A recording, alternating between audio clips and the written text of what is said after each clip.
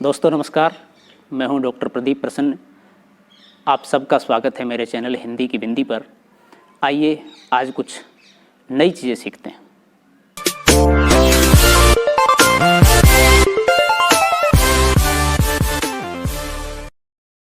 आज का टॉपिक है सर्वनाम।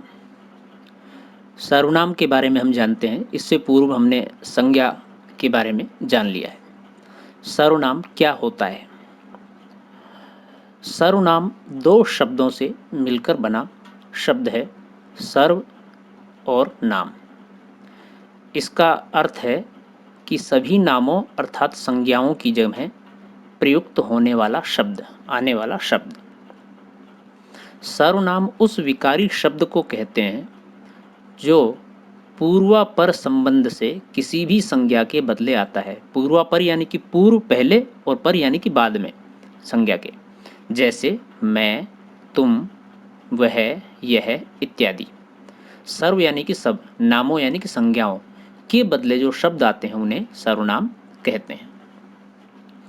संज्ञा की अपेक्षा सर्वनाम की विलक्षणता यह है कि संज्ञा से जहाँ उसी वस्तु का बोध होता है जिसका वह यानी कि संज्ञा नाम है,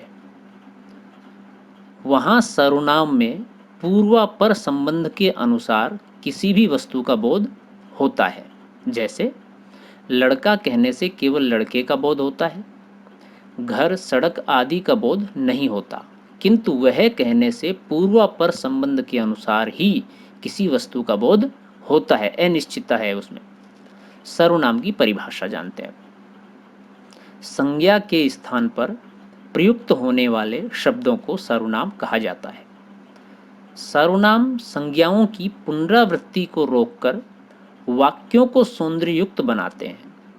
सर्वनाम के उदाहरण, आइए उदाहरण के द्वारा सर्वनाम को विस्तार से समझते हैं। नीचे लिखे वाक्यों को ध्यानपूर्वक पढ़ें, देखें। पेड़ पौधे प्रकाश संश्लेषण की क्रिया के दरमियान ऑक्सीजन मुक्त करते हैं।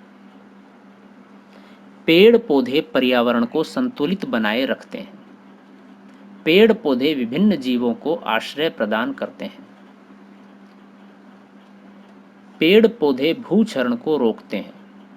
पेड़ पौधों से हमें फल, फूल, दवाएं, इमारती लकड़ी आदि मिलती है। अब इन वाक्यों को इस प्रकार से लिखा जाए या पढ़ा जाए। पेड़ पौधे प्रकाश संश्लेषण की क्रिया के दरमियान ऑक्सीजन मुक्त करते हैं। वे पर्यावरण को संतुलित बनाए रखते हैं। वे विभिन्न जीवों को आश्रय प्रदान करते हैं। वे भूक्षरण को रोकते हैं। उनसे हमें फल, फूल, दवाएं, इमारती लकड़ी आदि मिलते हैं। आपने क्या देखा? प्रथम 5 वाक्यों में संज्ञा पेड़ पौधे दोहराए जाने पर वाक्य अप्रभावी हो गए, जबकि नीचे के 5 वाक्य प्रभावी तथा सौंदर्य युक्त हैं। आपने यह भी देखा होगा कि वे और उनसे पद पेड़ पौधे की ओर संकेत करते हैं। अतः उक्त वाक्यों में वे और उनसे सर्वनाम शब्द हैं। मूलतः सर्वनाम शब्द जब वाक्य में प्रयुक्त होते हैं तो वाक्य का सौंदर्य बढ़ता है, प्रभावी होते हैं और अच्छे लगते हैं, और संज्ञा की पुनरावृत्ति नहीं होती। अब बात करते हैं संख्या की। मूलतः सर्वनामों की संख्या 11 है। मैं, तू, आप, यह, वह, जो, सो, कौन, कोई और कुछ आदि। नाम के भेद। सर्वनाम के 6 भेद होते हैं। नंबर 1, पुरुषवाचक सर्वनाम। नंबर 2, निजवाचक सर्वनाम। नंबर 3, निश्चयवाचक सर्वनाम। नंबर 4, अनिश्चयवाचक सर्वनाम। नंबर 5, प्रश्नवाचक सर्वनाम। नंबर 6, संबंधवाचक सर्वनाम। इन 6 सर्वनामों को हम विस्तार से परिभाषा सहित, उदाहरण सहित जानते हैं। पहला है पुरुषवाचक सर्वनाम। जिन सर्वनाम शब्दों का प्रयोग वक्ता द्वारा खुद के लिए या दूसरों के लिए किया जाता है उसे पुरुषवाचक सर्वनाम कहते हैं। जैसे मैं, हम, वक्ता द्वारा खुद के लिए, तुम और आप सुनने वाले के लिए, और यह, वह, ये, वे किसी और के बारे में बात करने के लिए आदि। पुरुषवाचक सर्वनाम के उदाहरण। नीचे लिखे उदाहरणों को हम देखें। मैं फिल्म देखना चाहता हूँ। मैं घर जाना चाहती हूँ। आप कहते हैं तो किसी ठीक ही होगा। तुम जब तक आए तब तक वह चला गया। आजकल आप कहाँ रहते हैं? वह पढ़ने में बहुत तेज है। पुरुषवाचक सर्वनाम के भेद। पुरुषवाचक सर्वनाम के 3 भेद माने जाते हैं: उत्तम पुरुष, मध्यम पुरुष, अन्य पुरुष। उत्तम पुरुष जिन शब्दों का प्रयोग बोलने वाला खुद के लिए करता है, इसके अंतर्गत मैं, मेरा, मेरे, मेरी, मुझे, मुझको, हम, हमें, हमको, हमारा, हमारे, हमारी आदि आते हैं। जैसे मैं फुटबॉल खेलता हूँ। हम दो, हमारे दो। मध्यम पुरुष जिन शब्दों का प्रयोग सुनने वाले के लिए किया जाता है, इसके अंतर्गत तू, तुझे, तुझको, तेरा, तेरे, तेरी, तुम, तुम्हें, तुमको, तुम्हारा, तुम्हारे, तुम्हारी, आप आदि आते हैं। जैसे तुम बहुत अच्छे हो। अन्य पुरुष जिन शब्दों का प्रयोग किसी तीसरे व्यक्ति के बारे में बात करने के लिए होता है, इसके अंतर्गत यह, वह, ये, वे आदि आते हैं। इनमें व्यक्तिवाचक संज्ञा के उदाहरण भी शामिल हैं। दूसरा सर्वनाम है निजवाचक सर्वनाम। जिन शब्दों का प्रयोग वक्ता किसी चीज को अपने साथ दर्शाने या अपनी बताने के लिए करता है, वे निजवाचक सर्वनाम कहलाते हैं। उदाहरण देखिए निजवाचक सर्वनाम के। जैसे मैं अपने कपड़े स्वयं धो लूँगा। मैं वहाँ अपने आप चला जाऊँगा। ऊपर दिए वाक्यों में वक्ता ने खुद के लिए स्वयं और अपने आप का प्रयोग कामों को खुद से जोड़ने के लिए किया है, अतः यह निजवाचक सर्वनाम है। जहाँ आप शब्द का प्रयोग श्रोता के लिए हो, वहाँ यह आदर सूचक मध्यम पुरुष होता है, और जहाँ आप शब्द का प्रयोग अपने लिए हो, वहाँ निजवाचक होता है। ये दोनों में अंतर है। तीसरा पॉइंट है निश्चयवाचक सर्वनाम। जिन सर्वनाम शब्दों से किसी वस्तु, व्यक्ति या स्थान की निश्चितता का बोध हो, वे शब्द निश्चयवाचक सर्वनाम कहलाते हैं। जैसे यह, वह आदि। उदाहरण सहित हम समझते हैं। यह कार मेरी है। वह मोटर बाइक तुम्हारी है। ये पुस्तकें मेरी हैं। वे मिठाइयाँ हैं।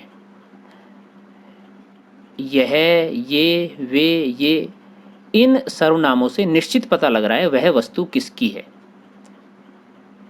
यह एक गाय है, इससे स्पष्ट हो रहा है। ऊपर दिए वाक्यों में यह, वह, ये, वे आदि का इस्तेमाल वस्तु, व्यक्ति आदि की निश्चितता का बोध कराने के लिए किया गया है, अतः ये निश्चयवाचक सर्वनाम कहलाएंगे। चौथा है अनिश्चयवाचक सर्वनाम। जिन सर्वनाम शब्दों से वस्तु, व्यक्ति, स्थान आदि की निश्चितता का बोध नहीं होता, वे अनिश्चयवाचक सर्वनाम कहलाते हैं। जैसे कुछ, कोई आदि, ये सर्वनाम इनके अंतर्गत आते हैं। उदाहरण मुझे कुछ खाना है। अब कुछ खाना में अस्पष्टता है, निश्चितता नहीं है। मेरे खाने में कुछ गिर गया। मुझे बाजार से कुछ लाना है। कोई आ रहा है। मुझे कोई नजर आ रहा है।